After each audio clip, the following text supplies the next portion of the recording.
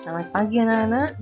Hari ini kita akan membahas tentang benda-benda yang ada di sekitar kita.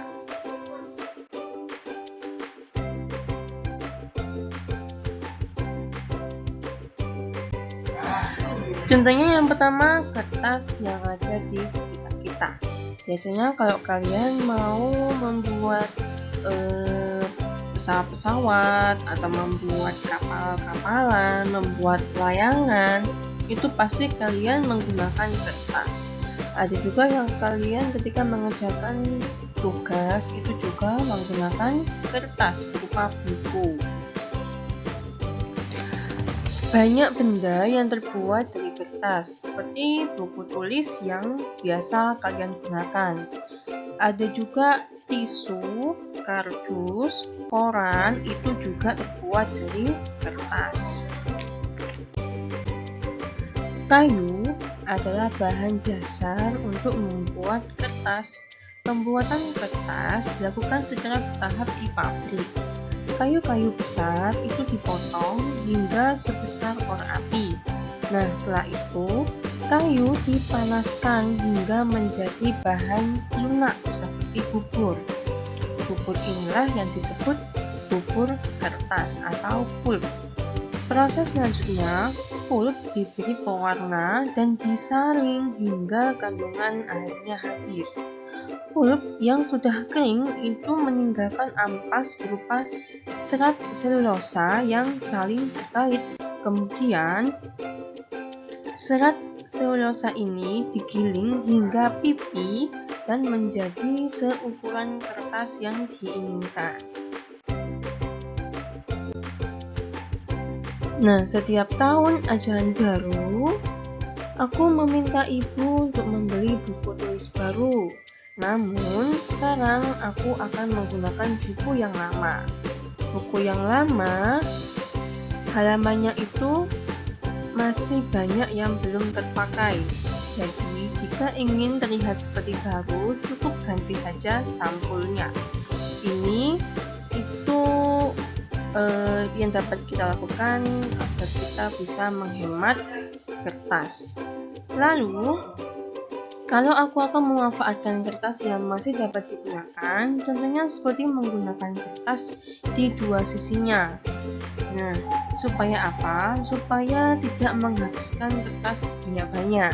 Jadi ketika menulis, ya menulis di sisi yang sebelah kanan dan juga di sisi yang sebelah kiri. Jangan menulis di sebelah kanan saja, setelah itu dibalik.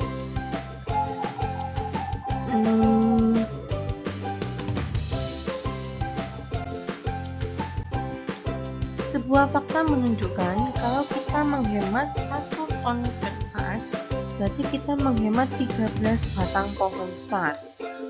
Itu adalah fakta yang luar biasa. Apa yang bisa kita lakukan untuk menghemat kertas? Coba kalian pikir sejenak, apa yang dapat kita lakukan untuk menghemat kertas? Nah, kalian bisa tulis di kitab tema 3 kalian. Dan juga perhatikan penggunaan huruf besar dan tanda baca yang tepat. Sekarang kita akan membahas tentang plastik, solusi dan masalahnya. Perhatikan benda-benda yang ada di rumahmu. Sangat banyak alat rumah tangga yang terbuat dari plastik. Mulai dari ember, gayung, sampai sendok sayur, kantong kemasan, dan botol air minum juga terbuat dari plastik. Bahan-bahan plastik itu ada manfaatnya dan juga ada masalahnya nih. Kalau yang manfaatnya, plastik itu kan murah dan tahan lama. Lalu bahan plastik itu juga tidak tembus air dan mudah dibentuk juga ringan. Namun, masalahnya plastik itu dapat menimbulkan beberapa masalah.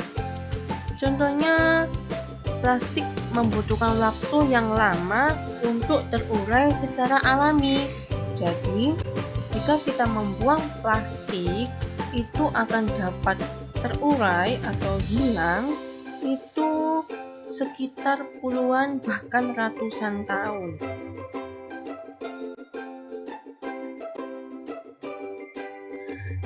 Nah, yang dapat kita lakukan untuk menanggulangi atau mengurangi sampah-sampah yang berupa plastik yaitu dengan cara reduce, reuse, dan recycle.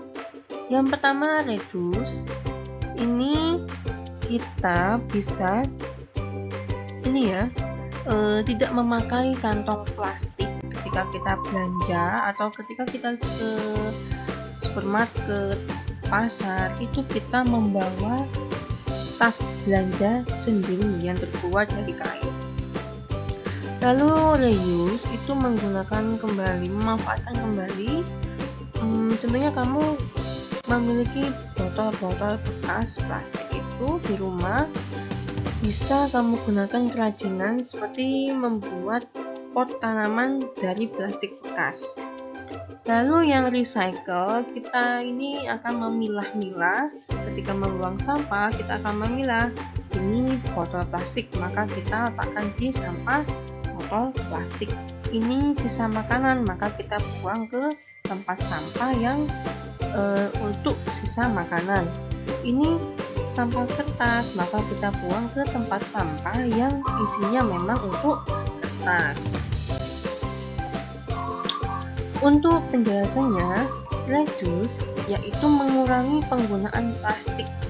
Nah, seperti yang saya bilang tadi, contohnya ketika berbelanja, sebaiknya membawa tas belanja sendiri sehingga tidak perlu menggunakan kantong plastik.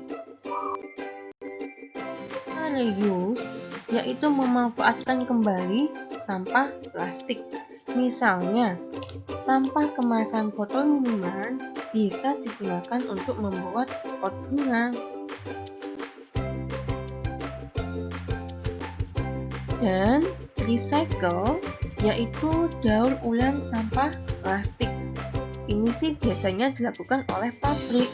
Namun kita bisa membantu dengan cara apa? Dengan cara memilah-milah mana sampah plastik, mana sampah kertas, dan mana sampah bahan-bahan makanan atau yang lainnya.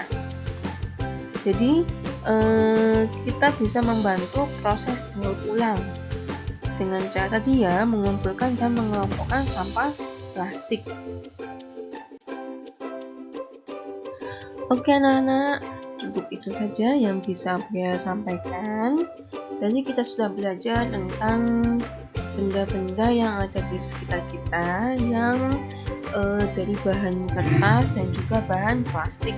Kita juga belajar cara menanggulangi atau mengurangi pencemaran dari sampah plastik, yaitu dengan cara reduce, reuse, dan recycle. Oke, sampai di sini dulu. Besok kita akan berjumpa lagi. Terima kasih. Assalamualaikum warahmatullahi wabarakatuh.